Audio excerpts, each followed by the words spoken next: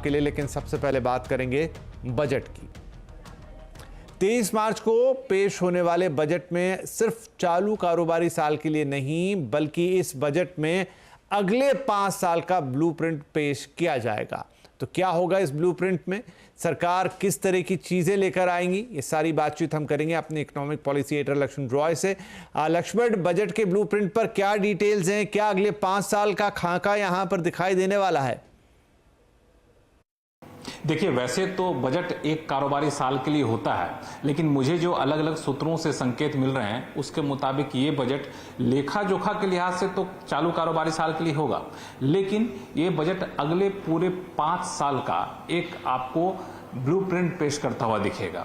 मोदी सरकार के तीसरे कार्यकाल का एक पहला फुल बजट है, तो यहाँ पे सरकार ये बताने की कोशिश करेगी कि अगले 5 साल तक सरकार के किन किन मोर्चे पर ज़्यादा फोकस रहने वाला है, और इसके लिए 5 साल का एक रोड मैप आपको बजट भाषण में और फिर बजट की बारीकियों में आपको देखने को मिल सकता है।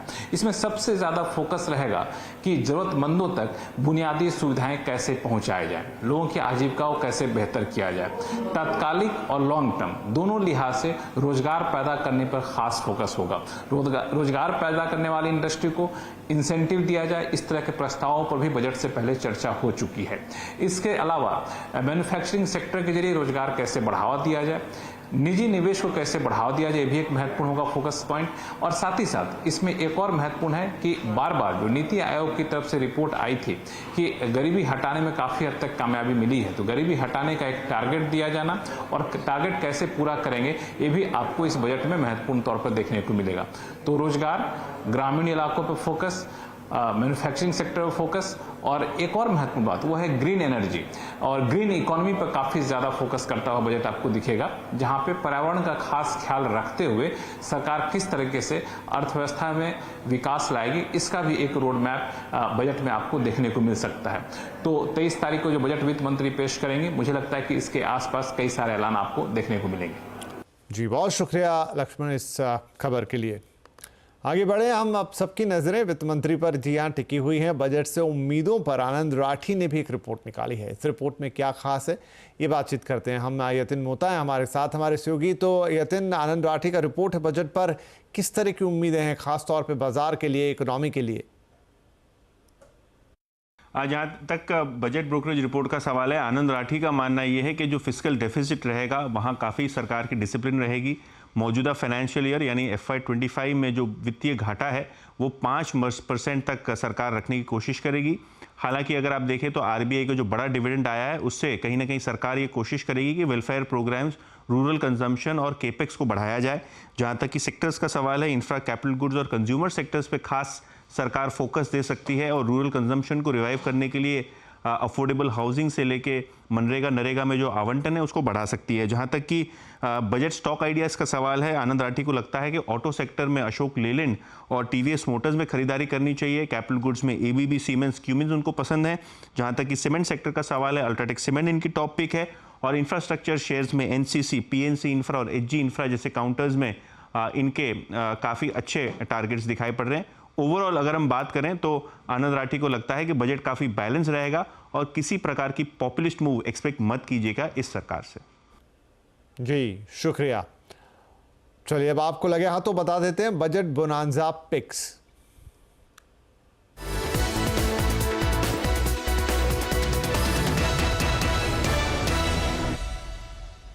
तो बजट बोनांजा पिक्स में आशीष बहती और रचना वैद की पसंद आज आपको बता रहे हैं। कंजम्पशन स्टोरी और FMCG स्टोरी आई थिंक अच्छा मूव करेगी यहाँ से। और जिस हिसाब से हमने देखा कि HUL में भी लास्ट ट्रेडिंग सेशन में ऑल टाइम हाई लगा था। डाबर में खरीदारी की सलाह है, ये भी 52 वीक हाई पे चल रहा है। सॉरी, HUL में 52 वीक हाई लगा था, डाबर भी 52 वीक हाई पे चल रहा है। और अपना जो 2021 का जोन था जिसका ऑल टाइम हाई था 660 का, हमें लग रहा है वेल प्लेस्ड है उसे ब्रेकआउट देने के लिए। तो खरीदारी की सलाह है डाबर में। 630 का एक स्टॉप लॉस लगाना है, 650 और 660 के टारगेट्स हमें लगता है बजट सेशन तक देखने इसमें मिल सकते हैं। टाटा कंज्यूमर, मेरे हिसाब से कंजम्पशन को बूस्ट मिलना चाहिए बजट के बाद। और यहाँ पे being a consumer name, consumption name, यहाँ पे एक अपस्विंग आना चाहिए। टेक्निकली ये चार्ट पे बहुत बढ़िया तरीके से प्लेस्ड है। यहाँ पे अगर आप डेली चार्ट पे देखें तो ट्रेंड इज पॉजिटिव, साथ में we have a pull back, और पुल बैक के बाद there is a trend resumption. तो ये तीनों चीजें कंबाइन होके यहाँ पे उम्मीद बनती है कि यहाँ पे एक अच्छा मूव हमें देखने को मिलना चाहिए। तो टाटा कंज्यूमर को अगर हम लॉन्ग करेंगे, एसएल लगाएंगे 1140 पे, कैश के लेवल्स है ये, तो ऊपर वाली साइड पे विद इन अ मंथ और 2 मेरा टारगेट रहेगा 1300 रुपए का। 1 to 2 मंथ्स का टाइम इसको देना चाहिए। तो ये थी बजट बोनांजा पिक्स। इधर बजट में अब कुछ ही दिन बाकी हैं। सीएनबीसी आवाज़ पर हम आपको लगातार दिखा रहे हैं देश के अलग अलग क्षेत्र से जुड़े लोगों के बजट से क्या उम्मीदें हैं। इसी कड़ी में आज हम आपको बताएंगे देश की तरक्की में सबसे बड़ा योगदान देने वाले टैक्स पेयर्स यानी सैलरीड क्लास के वित्त मंत्री से क्या उम्मीदें हैं। कि इस बार के बजट में क्या उम्मीद है वित्त मंत्री से? मैं वित्त मंत्री जी से एक निवेदन करना चाहता हूं। सेक्शन 24B के तहत जो न्यू हाउस परचेज है उसके इंटरेस्ट पर जो इंजेम्पशन मिलता है, जो छूट मिलती है, वो केवल 2 लाख तक है। उसको थोड़ा बढ़ाना चाहिए। वो बहुत पुराना छूट है और आप देख रहे हैं कि प्रॉपर्टीज के रेट कहां से कहां पहुंच चुके हैं। लगभग 5 गुना 10 गुना तक हो गए कई शहरों में। तो ऑल ओवर इंडिया में अगर प्रॉपर्टीज के रेट बढ़ रहे हैं उसको भी छूट को बढ़ाना चाहिए सर। ओके सर, आप बताएं आपकी क्या उम्मीद है, क्या डिमांड है एक्चुअली वित्त मंत्री से इस बजट में? वित्त मंत्री से यही डिमांड है हमारी कि जो लॉन्ग टर्म कैपिटल गेन्स में अलग अलग बाइफर्केशंस की गई हैं, 12 मंथ्स, 24 मंथ्स एंड 36 मंथ्स का, उसको यूनिफॉर्म करना चाहिए पहले मेरे हिसाब से। इसमें बहुत ज्यादा कंफ्यूजन क्रिएट हो रहा है। मैम, आप महिला हैं, काम भी करती हैं, घर भी संभालती हैं और टैक्स भी देती हैं, तो बजट से क्या उम्मीद कर रहे हैं, क्या डिमांड है आपको? मेरा एक सुझाव है कि जो हमारे घर में जो बुजुर्ग हैं, स्पेशली जो if you don't take all the senior citizen 75 plus, तो उनपे जो हम लोग जो बच्चे लोग जो खर्च करते हैं जो मेडिकल इंश्योरेंस एक बहुत ही लिमिट तक लेता है, आदमी 5-10 लाख तक लेता है, लेकिन कोई उनकी बड़ी ट्रीटमेंट हो जाती है तो जो खर्च हम बच्चे लोग करते हैं उसको एग्जेम्पशन मिलनी चाहिए, so that even nobody would hesitate to spend on take care of their parents. बिल्कुल, आप बताएं सर, आप क्या उम्मीद कर रहे हैं, क्या डिमांड है आपकी वित्त मंत्री? मेरी फाइनेंस मिनिस्टर से यही मांग है कि बेसिकली जो 80C में हमारा जो रिजम्पशन है वो काफी पुराना हो गया है, सो हमें कुछ नए उसमें अपडेट्स, या फिर मैं ये बोलूं कि 1.5 लाख रुपए लिमिट बहुत कम है। अगर मैं नॉर्मली 1.5 लाख रुपए करता हूँ इन्वेस्टमेंट और फिर मैं उस पर टैक्स बचाता हूँ उसका 1.5 लाख रुपए का, सो वो कम है, तो मुझे वो कम से कम 3 लाख या 2 लाख 2.5 लाख 80C में जो रिबेट मिलती है उसका दायरा बढ़ाने। मैम, आप बताएं, आप वर्किंग है, टैक्स पे करती हैं और किस तरह की उम्मीदें इस बार बजट से कर रही हैं? मेरी उम्मीद स्टैंडर्ड डिडक्शन से लेके है, क्योंकि I am in a growth stage of my career. तो अगर मेरी सैलरी 5 लाख है तो भी 50,000, और अगर मेरी सैलरी कल को 10 लाख होती है तो भी 50,000, तो मेरे ख्याल से वो जस्टिफाई नहीं है। My standard deduction should increase with my salary, तो इन प्रपोर्शन टू सैलरी वो कुछ ऐसा हो कि वो सैलरी बढ़े तो थोड़ा स्टैंडर्ड डिडक्शन भी बढ़े, ताकि वहाँ पे थोड़ा सा हेल्प हो पाए। ऑल राइट, आप बताएं, आप भी यंगस्टर हैं और आप टैक्स पे करते हैं, तो क्या उम्मीद कर रहे हैं युवाओं के लिए, साथ साथ जो टैक्स पेयर्स हैं, यंग टैक्स पेयर्स, उनके लिए वित्त मंत्री क्या करें? तो आजकल जैसे हम लोग फॉरेन रेमिटेंस पे करते हैं, बाहर कुछ खर्चा कर रहे हैं या कोई इन्वेस्टमेंट कर रहे हैं, तो अभी जो TCS कलेक्ट हो रहा है उसका रेट बहुत ज्यादा है, तो मैं ये चाहूंगा वित्त मंत्री जी से कि वो रेट को कम किया जाए ताकि हम और फ्रीली और इंकरेज हों बाहर इन्वेस्टमेंट करने के लिए और एक्सपेंसेस करने के लिए। ऑल राइट सर, आप भी बताएं, आप क्या चाहते हैं वित्त मंत्री से, किस तरह से जो टैक्स स्ट्रक्चर है उसे सिंप्लीफाई करें या उसमें बदलाव करें, क्या कुछ मांग है? तो मेरी रिक्वेस्ट है फाइनेंस मिनिस्टर से कि कम से कम जो ओल्ड रिजीम में जो डिडक्शन था उसको नए रिजीम में लाया जाए, ताकि नए रिजीम वाले को कुछ बेनिफिट मिले और ज्यादा से ज्यादा लोग इसमें शामिल हो जाएं। तो ये एक रिक्वेस्ट है कि इसको न्यू रिजीम में आपको नहीं लगता है कि कुछ बेनिफिट टैक्स पेयर को मिल रहा है? ओल्ड रिजीम में जिस तरह के रिबेट्स थी, 4 साल हो गए, 4 साल में अभी वहाँ तो 25% लोग ही ऐड हुए हैं, तो इससे ये लग रहा है कि आपको जो बेनिफिट है पुराने वाले में उसको नए रिजीम में शिफ्ट किया जाए ताकि लोगों को ज्यादा बेनिफिट मिल सके।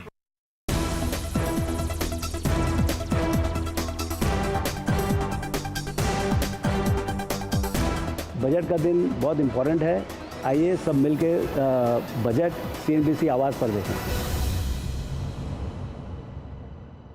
तो बस सिर्फ 5 दिन बाकी है इस बजट में और काउंटडाउन भी जारी है। बड़ी कवरेज CNBC आवाज़ पे देखने को मिलेगी आपको 24/7। जुड़े रहिए आवाज़ के साथ। चलिए अब कर लेते हैं थोड़ी बाजार की बात। निफ्टी एक्सपायरी के दिन बाजार में आज जोश हाई रहा। सेंसेक्स निफ्टी नए शिखर पर बंद हुए। सेंसेक्स 627 पॉइंट चढ़कर 81,343 पर गया, तो निफ्टी 128 पॉइंट चढ़ा और 24,801 पर बंद हुआ है। वहीं इंट्राडे की बात करें तो इंट्राडे में सेंसेक्स ने 81,522 और निफ्टी ने 24,837 का रिकॉर्ड स्तर छुआ। हालांकि आज के बाजार में मिड और स्मॉल कैप शेयरों में दबाव देखने को मिला। एफएमसीजी, बैंकिंग, ऑटो इंडेक्स में बढ़त रही, तो पीएससी, मेटल और रियल्टी शेयरों पर आज दबाव का दिन था।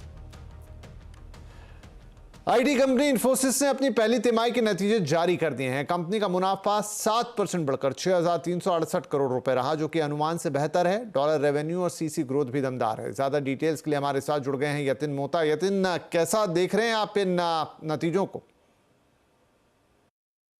हाँ बिल्कुल, और इन्फोसिस की रिजल्ट्स की बात करें तो अनुमान से काफ़ी बेहतर रहे हैं। टीसीएस के बाद इन्फोसिस के भी काफ़ी शानदार नतीजे रहे हैं।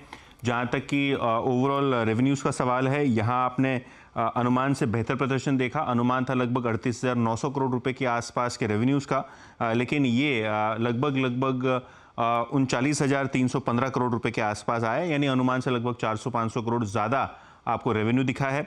मुनाफे की बात करें तो 6200 करोड़ के मुनाफे का अनुमान के मुकाबले कंपनी ने लगभग 6400 करोड़ के आसपास की नेट प्रॉफिट की घोषणा की है। सबसे बेहतरीन प्रदर्शन रहा है एबिट मार्जिन फ्रंट पे, जो लगभग 20.5% के आसपास एक्सपेक्टेशन थी, लेकिन 21% से थोड़ा बेहतर परफॉर्मेंस इन्फोसिस ने इस क्वार्टर में किया है। सबसे इंपॉर्टेंट बात ये रही कि जो इनका गाइडेंस है उसको बढ़ा दिया गया है।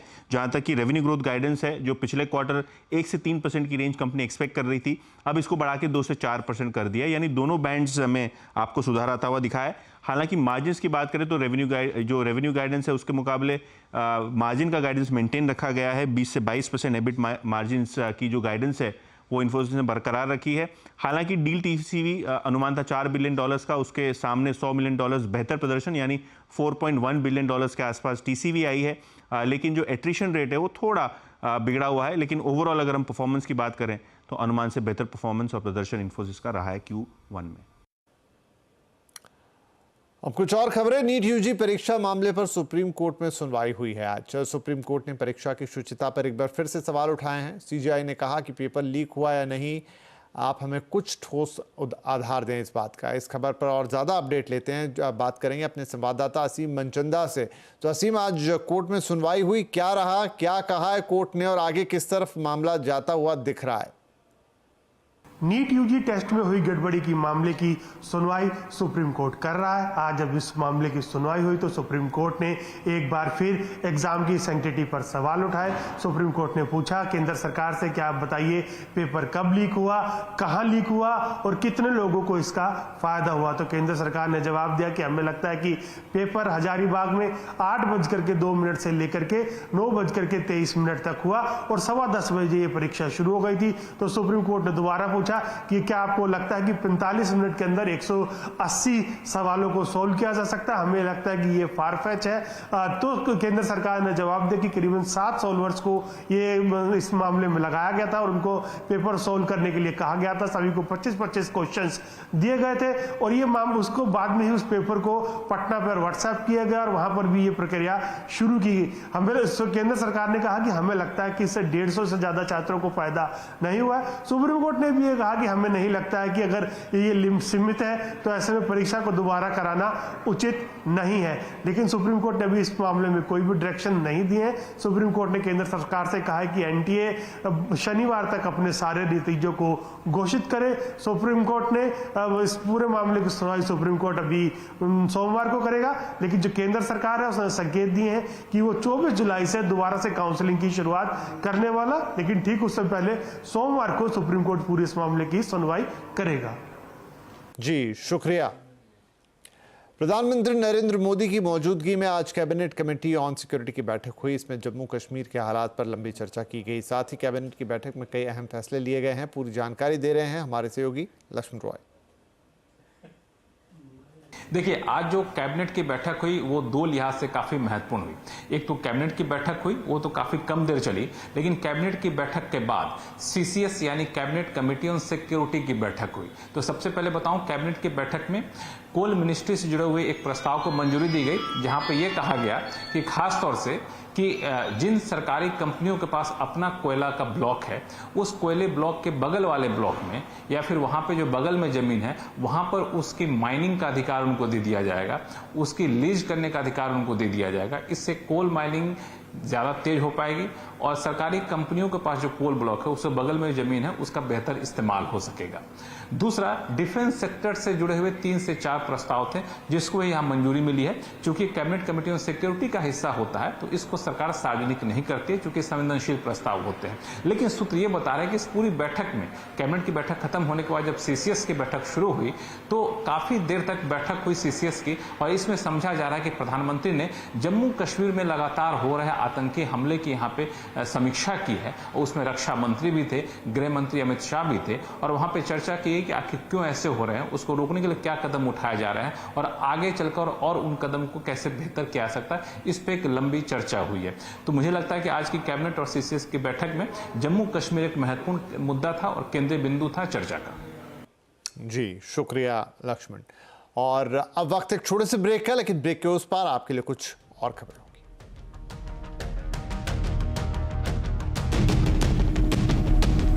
खबरें यूपी बीजेपी में खींचतान चल रही है। सीएम योगी की बैठक में दोनों डिप्टी सीएम नहीं पहुंचे, इसे लेकर कई चर्चाएं भी गर्म हैं। वहीं यूपी बीजेपी अध्यक्ष ने हार के कारणों की समीक्षा पर अपनी रिपोर्ट पीएम मोदी को सौंप दी है। साथ ही योगी आदित्यनाथ ने एक टीम बनाई है जिसमें दोनों डिप्टी सीएम नहीं है। तो यूपी में क्या योगी आदित्यनाथ की कुर्सी को खतरा है और चारों तरफ से घिर रहे योगी अब क्या करेंगे? आज आवाज अड्डा में इसी पर होगी बड़ी चर्चा। शाम 7:57 पर जरूर जुड़िएगा हमारे साथ। यूपी में काबा क्या करेंगे बाबा। इधर यूपी बीजेपी में खींचतान पर विपक्ष भी मजे ले रहा है। समाजवादी पार्टी इसे तूल दे रही है। अखिलेश यादव ने तो एक पोस्ट लिखकर सनसनी मचा दी है। उन्होंने मॉनसून ऑफर की बात करते हुए लिखा है कि 100 लाओ और सरकार बनाओ। यूपी में कांग्रेस और समाजवादी पार्टी मिलकर उपचुनाव लड़ेंगे। समाजवादी पार्टी के प्रवक्ता सुनील यादव ने दावा किया कि कांग्रेस और समाजवादी पार्टी में सब कुछ ठीक है और आने वाले चुनाव में दोनों पार्टियां मिलकर बीजेपी से मुकाबला करेंगी। ट्रेनी आईएएस पूजा खेड़कर विवादों में घिरती ही चली जा रही है। पूजा खेड़कर की मां मनोरमा खेड़कर को आज पुलिस ने गिरफ्तार कर लिया। मनोरमा खेड़कर एक वीडियो में किसानों को बंदूक से धमकाते हुए दिखाई दे रही हैं, जिसके बाद पुलिस ने मामले की जांच शुरू कर दी है और आज पुलिस ने पुणे की होटल से मनोरमा खेड़कर को हिरासत में ले लिया। पूजा खेड़कर के पिता दिलीप खेड़कर फरार हैं। पिता पर किसानों की जमीन हड़पने का आरोप है। फिलहाल पुलिस पूजा के पिता की तलाश में जुटी है। ऊर्जा मंत्री मनोहर लाल खट्टर ने सभी राज्यों से ऊर्जा क्षेत्र में फ्रीबीज देने के बजाय अपनी क्षमता सुधारने को कहा है। दिल्ली में एक पुस्तक विमोचन के मौके पर बोलते हुए ऊर्जा मंत्री ने कहा कि राज्यों को अपनी वितरण कंपनियों की स्थिति सुधारने पर ध्यान देना चाहिए। आज बिजली का जिस प्रकार का क्षेत्र एक ऐसा हो गया महत्वपूर्ण कि उस क्षेत्र को अगर आत्मनिर्भर नहीं बनाया, उसको पैरों पर नहीं खड़ा किया, तो उसका जो असर सीधा सीधा जनता पर भी जाता है, प्रदेश सरकारों को भी जाता है। तो प्रदेश सरकारों को यदि अपने पैरों पर खड़े होना, अपने अस्तित्व को ठीक से आत्मनिर्भर बनाना है तो इसमें सुधार लाना बहुत आवश्यक है। और जनता को, क्योंकि एक power is a commodity, saleable commodity है, इसका कोई उपयोग करता है तो उतने पैसे भी उनसे लेने चाहिए। ये फ्री बीज का जो सिस्टम शुरू हो गया है ये कोई बहुत अच्छा नहीं है। हमने अपनी कुशलता को उसमें से बढ़ा करके, उसमें अपनी एफिशिएंसी को बढ़ा करके और तब जो है इन सारी व्यवस्थाओं को ठीक किया है। देश के कई हिस्सों में बारिश से बाढ़ के हालात हैं। नदियां उफान पर हैं। हम आपको दिखा रहे हैं 5 तस्वीरें। पहली तस्वीर मध्य प्रदेश के हरदा से है, जहां उफनती नदी को पार करने की कोशिश में एक युवक मोटरसाइकिल के साथ सैलाब में फंस गया, जिसके बाद वहां मौजूद लोगों ने काफ़ी कोशिशों के बाद युवक और मोटरसाइकिल को बाहर निकाल लिया। वहीं सहारनपुर में शांकबरी देवी मंदिर से दर्शन करके लौट रहे श्रद्धालु भी बाढ़ की चपेट में आ गए। हालांकि वहां मौजूद पुलिस ने श्रद्धालुओं की मदद की और उन्हें वहां से सुरक्षित निकाला। तीसरी तस्वीर हिमाचल प्रदेश के किन्नौर की है, जहां लैंडस्लाइड की वजह से हाईवे बंद हो गया है। वहीं गुजरात के बनासकांठा में बारिश के बाद तबाही का मंजर सामने आया है, जहां हाईवे के किनारे मिट्टी बह जाने की वजह से गाड़ियां फंसी हुई नजर आई। उत्तर प्रदेश के सिद्धार्थनगर में भी बाढ़ की वजह से गाँव में के घरों में पानी घुस गया है और ये डूबते हुए नजर आए। रील बनाने के चक्कर में एक सोशल मीडिया इन्फ्लुएंसर की मौत हो गई। महाराष्ट्र के रायगढ़ जिले में इंस्टाग्राम इन्फ्लुएंसर आनवी कामदार दोस्तों के साथ घूमने आई थी। वहीं मानगांव के कुंभे झरने के पास रील बनाते वक्त आनवी का पैर फिसल गया और वो 300 फीट गहरी खाई में जा गिरी। 27 साल की आनवी कामदार चार्टर्ड अकाउंटेंट और सोशल मीडिया इन्फ्लुएंसर थी। आनवी के दोस्तों ने तुरंत घटना की जानकारी पुलिस को दी है, जिसके बाद आनवी को खाई से निकालकर सरकारी हॉस्पिटल में भर्ती कराया गया, जहां इलाज के दौरान उनकी मौत हो गई। अमेरिकी राष्ट्रपति जो बाइडेन कोविड-19 से संक्रमित हो गए हैं, हालांकि उनकी सेहत ठीक है। व्हाइट हाउस ने लिखा है कि बाइडेन को हल्के लक्षण हैं। बाइडेन ने खुद लिखा है कि वो अच्छा महसूस कर रहे हैं। उन्होंने दुआओं के लिए लोगों का धन्यवाद दिया। बाइडेन को कोविड का संक्रमण ऐसे वक्त पर हुआ है जब उन पर डेमोक्रेटिक पार्टी की तरफ से ही दबाव बढ़ रहा है कि राष्ट्रपति की रेस से वो बाहर हो जाएं और किसी और को मौका दें। कोविड संक्रमित होने के बाद बाइडेन पर दबाव और बढ़ सकता है। इससे पहले भी 2 बार बाइडेन कोविड की चपेट में आ चुके हैं। और चलते चलते आपको बता देते हैं, आज कंज्यूमर अड्डा में आपको सावधान करने के लिए आएंगे, क्योंकि इन दिनों बैंकिंग रिवॉर्ड पॉइंट से जुड़े फ्रॉड हो रहे हैं। इंडिया पोस्ट यानी कि स्पीड पोस्ट और तमाम पार्सल्स के नाम पे फ्रॉड हो रहे हैं। तो ऐसे सब फ्रॉड से आपको बचना है, वही आगाह करेंगे आज 5:57 पे कंज्यूमर अड्डा में। जरूर जुड़िएगा। फिलहाल आपसे इजाजत लेते हैं। नमस्कार।